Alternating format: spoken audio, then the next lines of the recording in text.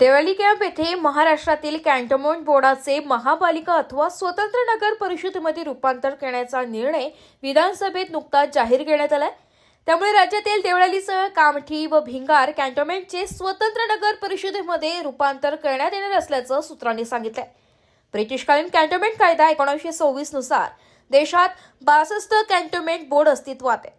त्यात महाराष्ट्रात 7 आहे। 2019 साली केंद्र शासनाने ब्रिटिशकालीन कायदे व त्या आधारे स्थापन करण्यात आलेल्या आस्थापना बंद करण्याचे ठरवलं। 2021 साली मुदत संपलेल्या कॅन्टोन्मेंट बोर्डाच्या निवडणुका न घेता लगतच्या स्थानिक स्वराज्य संस्थांमध्ये विलीनीकरण करण्याची प्रक्रिया सुरू केली। गेल्या 4 वर्षात या संदर्भाने संबंधित राज्य सरकार व कॅन्टोन्मेंट बोर्ड यांचे अधिकारी यांच्या बैठका घेण्यात आल्या। याशिवाय केंद्र व राज्य शासनाच्या अधिकाऱ्यांचीही वेळोवेळी बैठका झाल्या। कॅन्टोन्मेंट बोर्डाचे विलीनीकरण करावयाचे की स्वातंत्र्य अस्तित्व ठेवायचे याबाबत अधिकारी स्तरावर चर्चा देखील करण्यात आल्या। केंद्रीय संरक्षण मंत्रालयाने प्रत्येक राज्याला आपले मत मांडण्याचा व अभिप्राय नोंदवण्याच्या सूचना दिल्या होत्या। त्यानुसार देवळाली कॅन्टोन्मेंट बोर्डाचे विलीनीकरण नाशिक महापालिकेत करण्याबाबत अधिकारी स्तरावर बैठका झाल्या।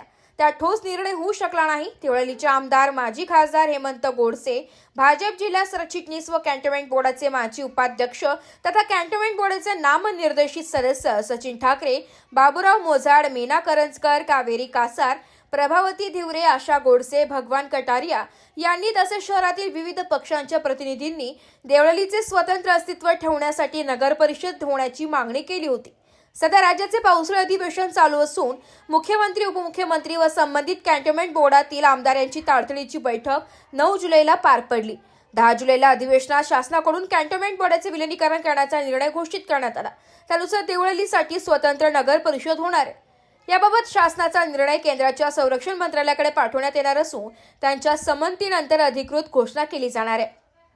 मागणी युतीची जल्लोष आघाडीचा देवळाली कॅन्टोन्मेंट बोर्डाचे स्वतंत्र नगर परिषदेत रूपांतर व्हावे अशी मागणी महायुतीतील घटक पक्षांचा लोकप्रतिनिधी केंद्र व राज्य शासनाकडे केली होती। ती मान्य झाली। मात्र काल देवळालीत महाविकास आघाडीने शासनाच्या निर्णयाचे स्वागत करत फटाके फोडून जल्लोष केलाय। राष्ट्रवादी काँग्रेस शरद पवार गटाचे जिल्हा सरचिटणीस रतन चावला, व्यापारी बँकेचे जनसंपर्क संचालक अरुण जाधव, मनसे तालुकाध्यक्ष नितीन काळे, शिवसेना ठाकरे गटाचे अरुण जाधव, प्रमोद मोजाड, बाळासाहेब गोडसे, पोपटराव जाधव, रवींद्र भदाणे, विलास गीते, विलास संगमनेरे, बबन कांडेकर आदींसह आघाडीचे पदाधिकारी उपस्थित होते। एबी न्यूज करिता पुरुषोत्तम कांडेकर, देवळाली कॅम्प। नागरिकांचा हाल होत होते। आता या निमित्त देवळाली कॅम्पमध्ये नगर परिषदची घोषणा झालेली आहे। 20 ते 25 नगरसेवक निवडून येणार आहे। जे 7-8 नगरसेवक ज्यांना देवळाली कॅम्पचे प्रगतीवर किंवा विकासावर लक्ष टाकता येत नव्हतं, आता ते विभागून 25-30 नगरसेवक झाल्यानंतर प्रत्येक गल्ली, प्रत्येक बोर्ड, प्रत्येक नागरिकांची त्यांना सेवा करता येईल। आणि मी शासनाचं या निर्णयाला स्वागत करतो आणि त्यांना एक विनंती करतो तर लवकरात लवकर लोकप्रतिनिधीची निवड करून त्यांनी हे सर्व लोकप्रतिनिधी यांना सोबत